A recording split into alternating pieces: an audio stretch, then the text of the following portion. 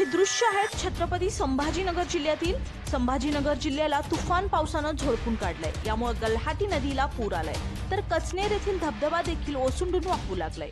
छत्रपती संभाजीनगर जिल्ह्यात पावसाच्या सुरुवातीलाच दमदार पावसानं हजेरी लावली आहे। पहिल्याच पावसात संभाजीनगर, पैठण, फुलंब्री तालुक्यातील नद्या वाहू लागल्या आहेत। शिवाय बंधारे तुडुंब भरल्याचे चित्र पाहायला मिळत आहे। सोमवारी रात्री मुसळधार पाऊस झाला। या पावसामुळे पाचोड येथील गलहाटी नदीला पाणी आलं आहे, तर शेतीतून पाणी वाहताना आपल्याला पाहायला मिळत आहे। अनेक ठिकाणी शेताचे बंधारे फुटल्याची देखील घटना घडली आहे। छत्रपती संभाजीनगर जिल्ह्यातील कचनेर येथील धानेश्वर मंदिर देवस्थानाजवळील धबधबा पहिल्याच पावसात ओसंडून वाहत आहे।